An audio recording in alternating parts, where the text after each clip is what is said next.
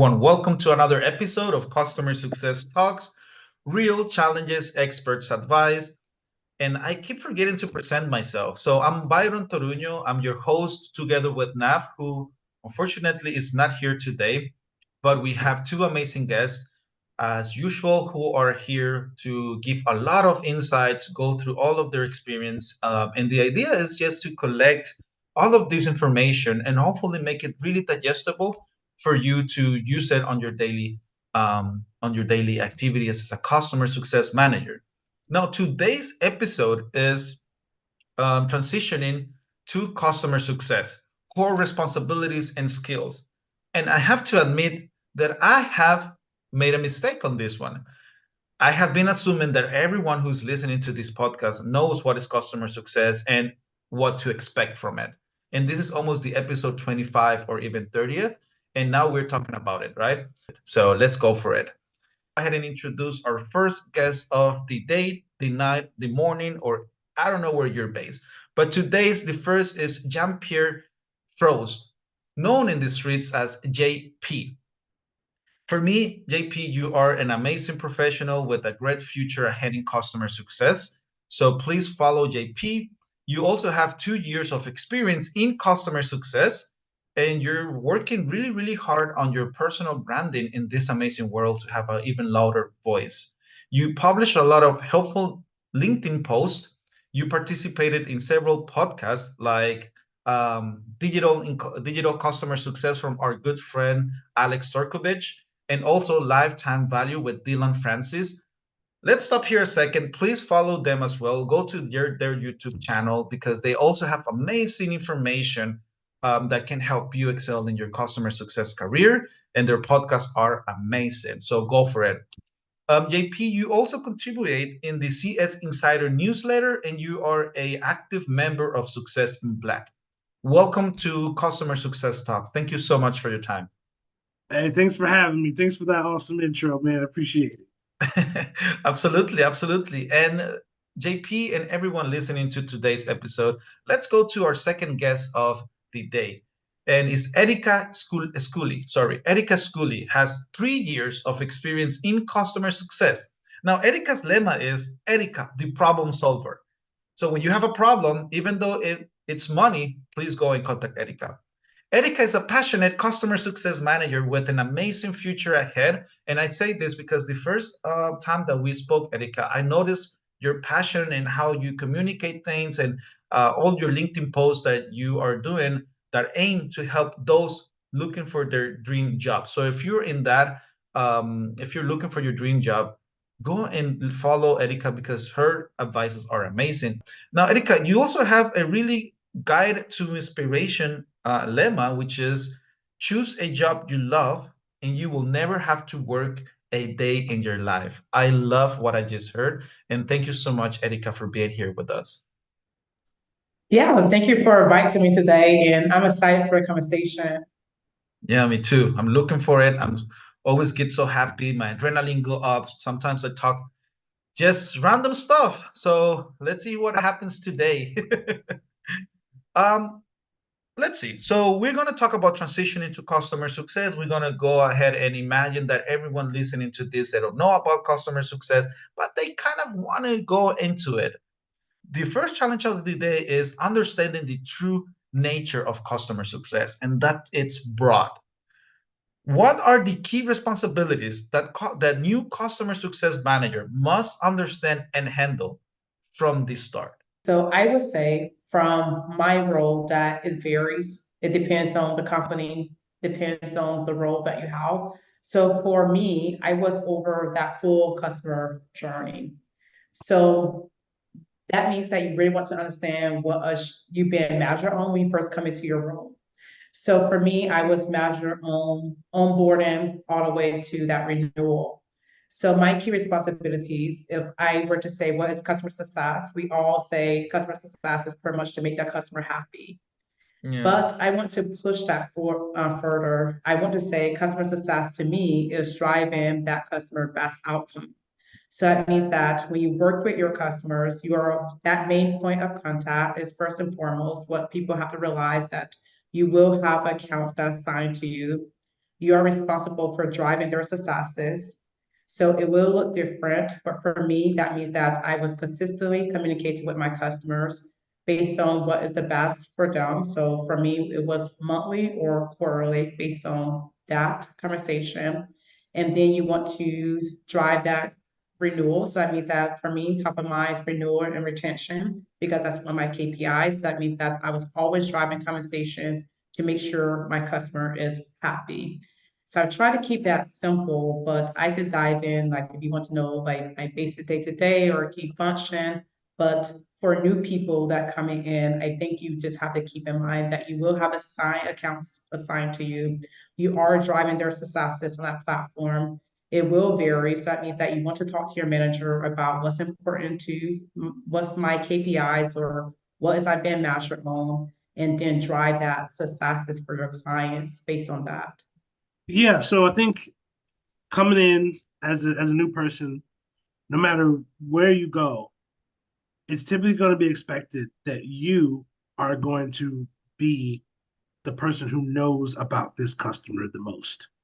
Mm, And that's going to that may vary, yeah, according to your responsibility if you're overseeing the whole customer journey. It could also be a lot of times if you're coming in new, you're likely going to be coming in as either at scale or for SMB, or small to medium business, which means yeah. that typically your book of business is actually going to probably be of the larger size. Whereas, sort of as CSMs sort of go up in responsibility up to like enterprise, typically it's fewer and fewer clients that you're dealing with. So that means you're going to have a book of business with, people with, there's going to be usually a cap on how much each of them spend, but they're each going to be coming in, all the customers, are going to represent a different amount or percentage of your total sort of ARR. So that is basically going to be like your responsibility. You are the person who's going to be the go-to who knows what's going on with these customers.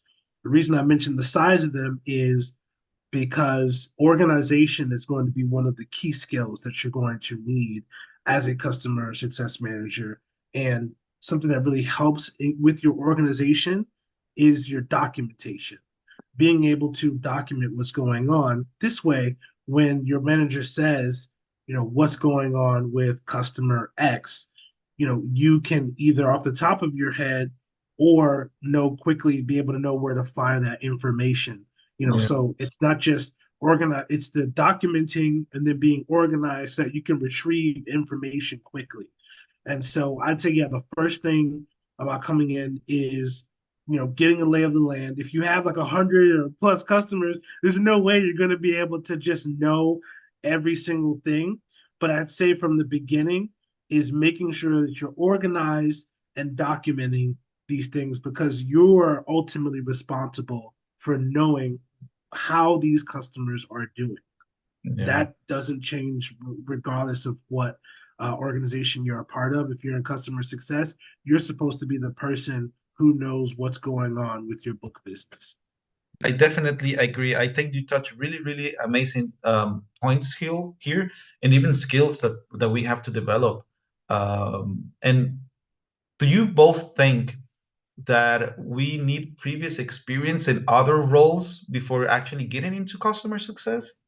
Yeah, I would say, having experience is good. I mean, the type of experience I think is important. So if you've ever worked in any sort of customer facing role, I don't Yeah, care if it's at Burger King, I don't care if it's at Macy's, wherever it is, true. That's true. having some customer facing experience is going to be important because you need to be able to deal with a lot of different personalities that come in, right? Like, yeah, as a customer success manager, you may have a different level of touch with the customer, a different level of interaction. Maybe you're seeing some people maybe weekly. That's a lot, by the way, if you're seeing like a customer weekly, or it could be monthly. But I'd say that, having that base experience with, dealing with customers and in different situations that are, whether it's a customer that's upset, whether it's a customer that maybe is asking you for something, but they're not experts about what they're asking you on. Mm. You're the expert, so you're kind of helping to translate for them. So having some sort of experience that's customer facing is really, I'd say, the prerequisite. I think that pretty much a lot of other things when you're coming into CS, you can learn. I think it's a very teachable position. But if you're not used to dealing with a lot of that, like, being able to manage not even the burnout of necessarily a lot, dealing with a lot of them, but like if you've worked in retail or a lot of these places, you probably have some of the skills about how to manage, your own sort of emotional countenance and make sure that you're still present, Yeah. and able to get to, as Erica mentioned, those goals for the customer and not be so caught up maybe in some of the details or the things that may sidetrack you from that. I would add to that. So this is a question I get a lot from people that trying to transition to CS. So I would say you don't necessarily have to have CS. So I call it customer success management experience. I would say, speaking to a lot of leaders, I ask them this as well. A lot of time they preference is someone that have the industry knowledge. So I say to people that trying to transition to CS, if you have that industry, so for me, my background mostly been real estate, fintech, digital marketing, and such, retail as well. So with those experience, I'm going to target companies that is in that space. This is ideally is going to help you get your feet in that door because companies or employers that is looking to hire, they sometimes prioritize people with that industry knowledge. So I speak to leaders that say that if they have someone that do not have CS experience, I talked to a digital marketing tech company leader previously. He said that if someone were to interview the company, they were to have like he did hospitality, they had hospitality experience. So if they work in hospitality of any form, but they did not did CS, he would still hire them because his clients, they have a certain niche when it comes to that client base that if someone could speak to their clients based on their needs, their goals, and speak to them with their industry lingo, he is more willing to train that person to be a CS, how to be proactive when you reach out to that person. What do escalation look like? When do you want to like when customer health scores and stuff like that? When should I be reach out to my customers? He would train someone that. So I like to encourage people if you are looking to go into CS, try to understand what is CS because a lot of people think that especially people that come in from customer service think that I'm just going to help out clients, answer questions, take care of escalations, but that's not all that we do. We are very, very data driven. That means that we are always analyzing our accounts. We are checking our CRM. So a lot of people use Salesforce or I use Zoho. We also use HubSpot. So to understand how to actually analyze your account data, analyze your customers persona. So you want to know industry, so I say that because I think I'm getting a little bit more out of CS, like more No, but higher it's level. I needed. know entry level people, I want to make sure I speak in simple terms. But my overall, what I'm trying to say here is that CS is not a difficult role to get into. I believe that if you have that industry knowledge, if you really understand what CS is, that you can speak to that in an interview with a client, not client, I'm client base, but with your employer that is looking to hire, if you could show them that you understand how I'm going to drive my accounts, how I'm going to retain that retention is so important right now. You better have some kind of retention strategies in place if you want to even land a role right now. How I'm going to communicate and how do I drive successes. If you could speak to that, you have that industry knowledge, you understand what CS is, I don't see it as too difficult to land role, although the market is saturated. I just think you have to know what you are trying to set yourself up for.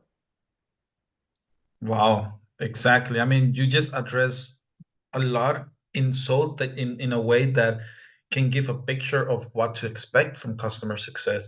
Because yes, customer success is we are the ones who know our customer. We are the ones who drive to success with the customer as a partnership. But then How and what do we use? Yeah, we use a lot of tools. We use a lot of data. We use a lot of skills like time management, like active listening, and even more like strategies, mindset, philosophy.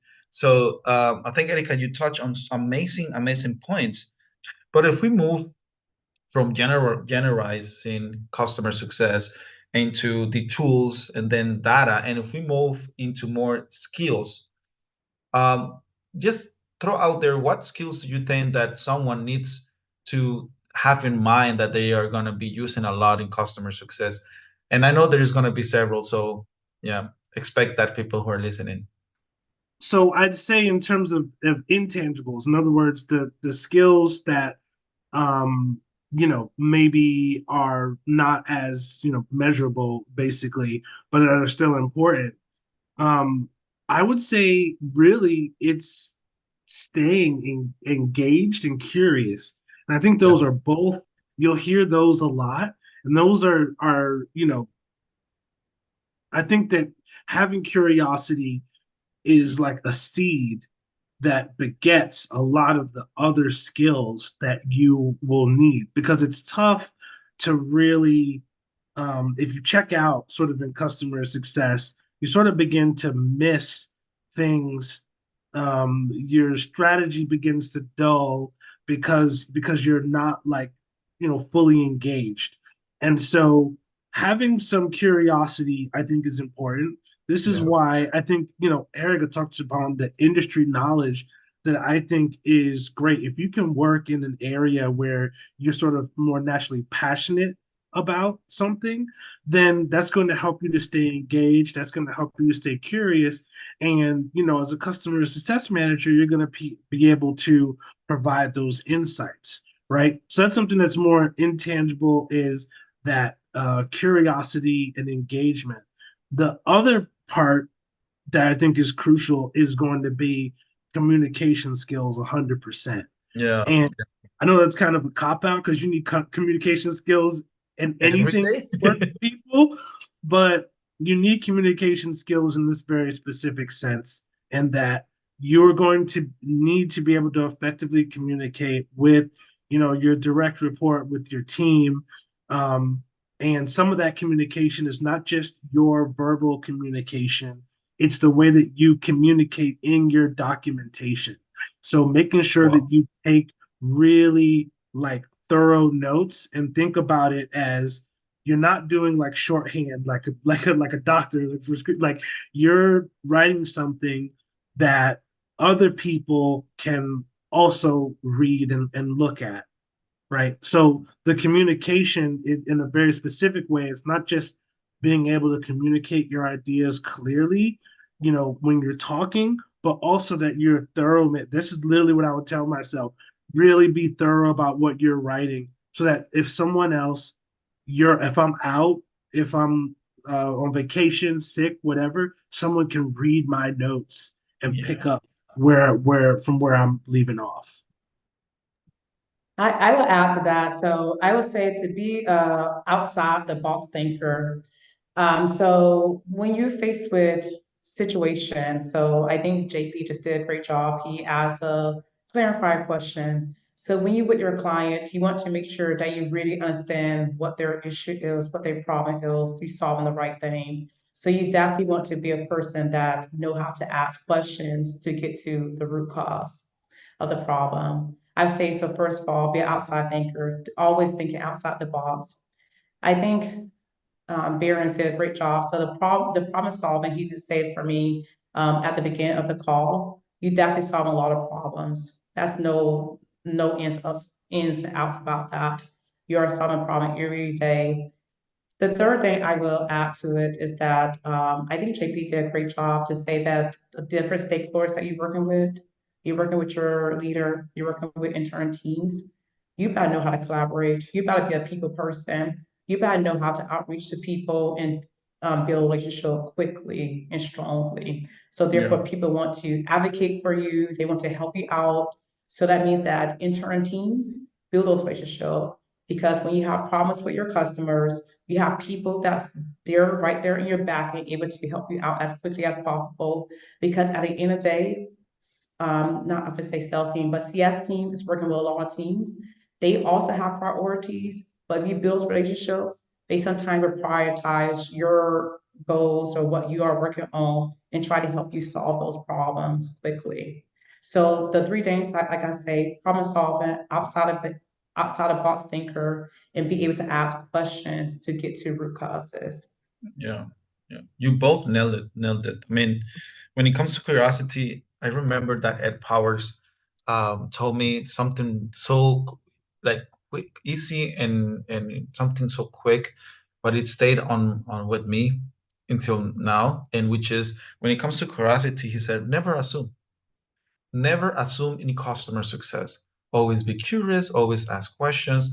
Actually, people appreciate that when you are asking questions to actually understand what is happening. And then that way you can go into the problem solving because you already understand the customer, you already understand what they need. You ask questions. Okay, now let's go ahead and find the solution. How do we find the solution? Most of the times, you're going to do that also with the help of other team members internally. And this is what Erika said, like building allies internally is super important. And how do you do that? Not only with empathy, but also with a good communication skills. Also with communicating the value, communicating how important this is for your customer, and bring you actually are the one who are bringing the voice of the customer internally, and you're spreading that into your organization. You're going to be working a lot with not only your customers and not only the team of your customer, but also your team internally. So this is all really important skills. Communication, also you're going to learn how to develop non-verbal communication skills to understand how is the customer feeling when they are in a call, for example. Maybe it's kind of complicated nowadays that a lot of the engagements are digital, but you can still have that feeling when something happens, when you say something with the way they say, the tone of voice. So you're going to be developing all of these skills slowly. And of course, before you start into customer success, you can of course go ahead and try to go and get some certifications, learn about some skills, develop other ones. But a lot of the things that you're going to learn is when you are out there in the field. Yeah, I would say so. Given if I'm thinking about like, for example, first 30 days, when you're at like a role, typically you're probably going to be onboarding. So you're going to be, they're going to have some tasks for you. Like I know this great role that I just got. Like I can see they have all these things that are there's like sort of a checklist to make sure that I can get onboarded properly. And that can look daunting within itself. Yeah. And so I think typically just starting out, they probably won't like, and maybe they will just throw you into the fire and you're doing a bunch of accounts. That could happen. Let me tell you something. That may happen to you. They may just throw you in there. I've had that happen to me too. But if there's a company where they have a more robust and established onboarding process, they're probably gonna like ease you in a little bit so that you don't get discouraged. So they're gonna ease you in. That means you're probably gonna be shadowing some of your teammates to maybe listen in or hear, or they may have you watch recordings of their Zoom calls so that you can get a feel of some of those best practices or what have you. Um, there's going to be probably some various tasks for you to complete. There's going to be a deceptive amount of freedom. I know this from experience in your first like 30 days. That can There's a be good and deceptive bad. freedom for like what is sort of expected for you as a new hire. And, I think me, something that I've tried to do is there's always a drive to you want to jump in the team, especially if you've had some experience, but even if you're new, maybe you took those certifications, you just and like you're ready to go. But the thing is, just as we said, onboarding matters for the customer, it really matters for you. And I would say the thing to take advantage of is asking a lot of questions Yeah. early on because you don't want to start creating bad habits or things that's going to like hold you back to when you get someplace else. Because sometimes when you're a new hire, they might have recently changed some of their procedures, right? And so you as a new hire, you're expected to come in knowing they want you to learn the new way. They don't want you to learn the old way. That's part of why they're hiring. That's part of their hopes with new hires is that you're going to take on the new way. And that means you also have to be patient with your coworkers who probably are trying to transition from the old way and want to teach you this new way, but they're also going to be probably teaching you some of the old way, you know? And this is why I say, like, it's very important that even you can start that organization and documentation immediately. And Yeah. so that's what I would say, like, your earlier day, yes, you're going to probably time block and, do all that kind of stuff. But if you're new, you're just coming in, they really want you to learn. Ideally, in the company's eyes, you get up to speed, as quick as possible, but also in a thorough way so that, Mhm. like, really understand. If you don't understand why something's done the way it is, you should ask because part of your value is also they're trying to make sure that their process is good, that Yeah. their process is good. So you having fresh eyes as a new person, definitely don't be shy in asking those questions to people. So I'd say when you're first coming in, the first 30 days probably, you're learning the CRMs that Erica mentioned. You're learning some of these, like the tools that they use and how they do it. Because once you do get your book of business and get everything, like it's gonna be a quick jump. So take that 30 days to really learn, set a solid foundation. Yeah, definitely. And um, you both touch on something really interesting, which is prioritize, which means that you also have to have a good time management, or you can learn how to have a good time management. But then there's something that sometimes we forget, which is email and calendar. And both are you use it every day, that is so important as well to be organized with them. The way that you go and check your email, you can create folders, what to add there, but then you can be overloaded with so many folders and so many emails, and then you open one, but then you forget to check it out. So all of those are kind of challenges, not issues, but it's going to be challenges that you're going to have on your day to day as a customer, also as a customer success manager, and also when it comes to your calendar. The calendar is a really important tool. For me, it's one of the top tools that you have as a customer success manager, and you need to learn how to organize it, how to put your task, what colors to use, how to keep some time available for you to rest and avoid burnout, but also for you to have some time for any reactive work. Although it's true that customer success, we're mainly more proactive, there's some surprises that are going to come. And Maria, on one of the episodes, she said that in customer success, you have to expect changes. And for that, that will come. And I want to move to the second challenge of the day because, yes, there's more on this episode. We already gave a big, huge information about what is customer success and what to expect from it. Now, let's go into challenge number two. It's about mainly the overload of all of that information that it's out there. If you are new in this industry, and even trust me, if you're not new and you sometimes want to kind of go out there and learn from different communities, go to the website, go to YouTube, go to Spotify. There's a lot of everything. What strategies do you recommend for effective filtering and applying the vast amount of information out there?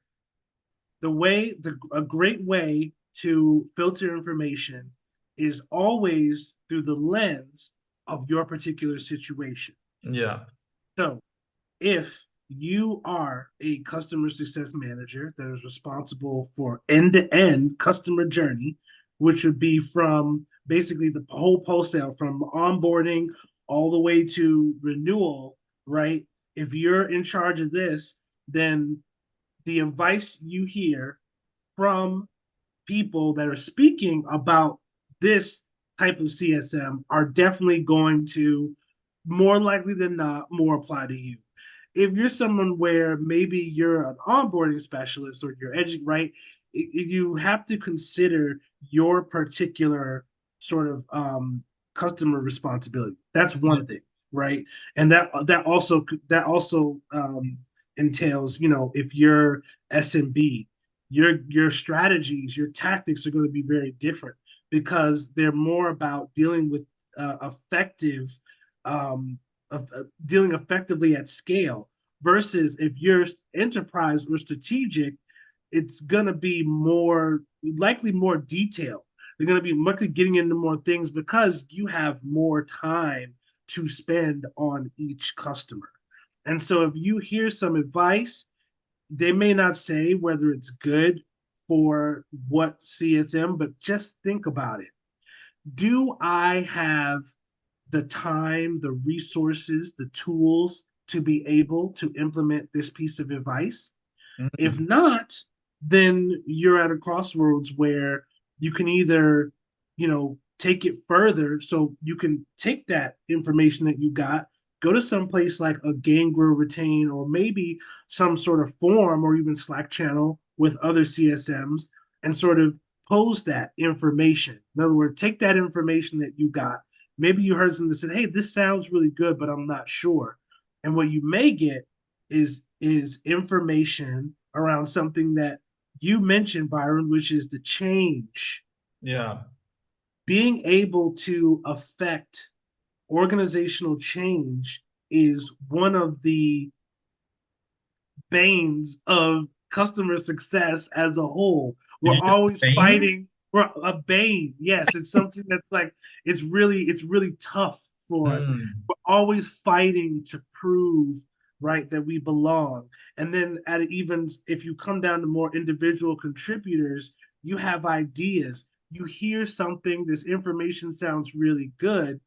And part of that implementing that information may be that you need to get buy-in from your supervisor, your direct report. Like you, it all sounds good, but when you really want to implement something that's different than what you're doing, Yeah. you really have to consider what's going to go into making that happen. Because Yeah. the danger, the temptation is to hear this good advice that someone posted on LinkedIn or someone posted somewhere, and you're like, oh, that's the solution. That's what we need. And you go in and you find out why that's not the solution. So, or why that solution can't be reached as immediately as you'd hoped. And so I think when it comes to filtering information, definitely you have to sort of think about, I don't want to say political in terms Mhm. of like, like you're affecting change where you are, but these places can be run very differently. And so when you hear advice, you have to think about, is this something that I can implement like on my own? That I can just take this and I have the autonomy to do it on my own and it will just make me better? Or is this something that really needs to be implemented more team wide for it to really see a real success? More rational, maybe. Yeah, exactly. I'm leaving some on the bone for Eric because there's a lot there. I want to leave some on the bone. I don't want to hog. It sounds almost like you touch all the bases almost. I would say when trying to filter information with digital, everything's so digital now. You can find information almost anywhere. And I believe that CS space is like really rising where I could go on Google, I could find so much articles and things like that. So I would say prioritize what you are trying to read or listen to. So that means that you don't have to read everything or listen to everything that come your way and take it at face value Yeah. because everybody, we all have our own live experiences. So that means that especially if you are on LinkedIn and reading posts, people is posting based on their live experience and companies and teams vary. So that means that strategies that might work for one team not going to work for another. It could be because the size of the team, the industry they in, or where they at in that valuation, meaning that funding of that company as such. So that means that everything you can't implement, for example. So I would say for me, I would go by based on me. So when I first came to CS, I didn't know a lot. I knew a lot about customer success because I've been TAC and I've been trying to pivot into CS from TAC, from the operations side but I didn't know everything. So when I first took my first role, I realized there was more to this. I'm more reactive. Let me try to figure out how to do it. I started reaching out to people. So I got advice from people in the industry that already have the roles.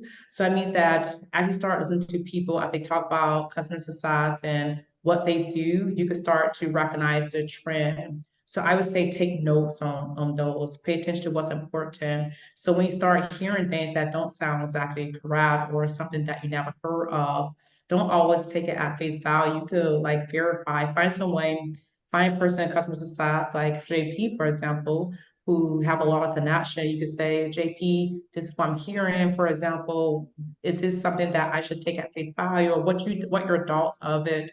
Have a go-to person is what I'm pretty much trying to say that you could kind of tailor your information to, and they could verify, ooh, that sounds interesting. That sounds like something that could be a good valid feedback.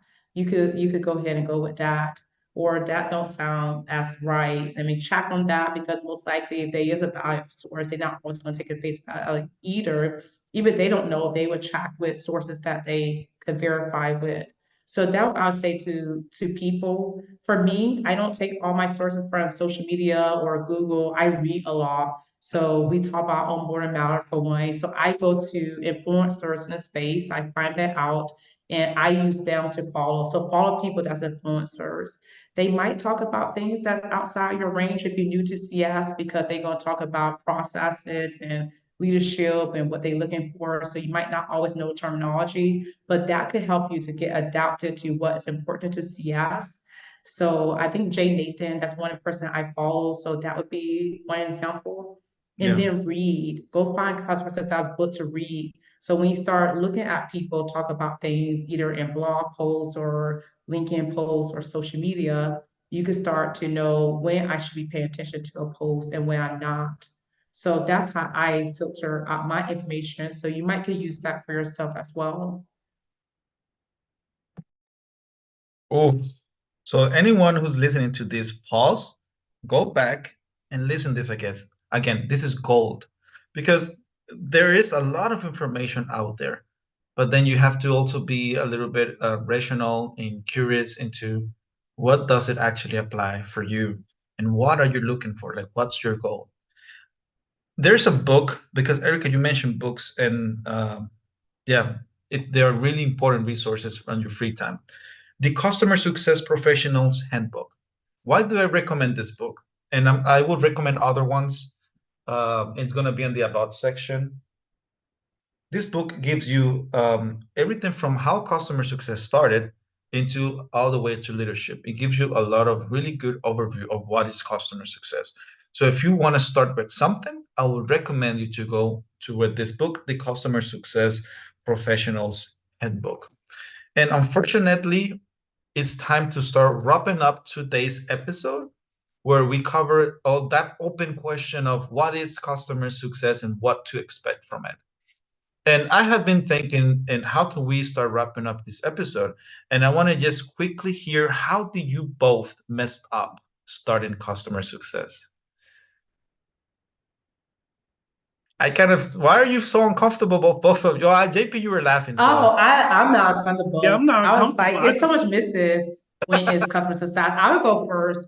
go I for it. think what I start off, okay. So customer success is a lot to it. So like I said earlier, I more reactive, came from customer service, customer support side of it. I did not recognize how important it was to understand my product.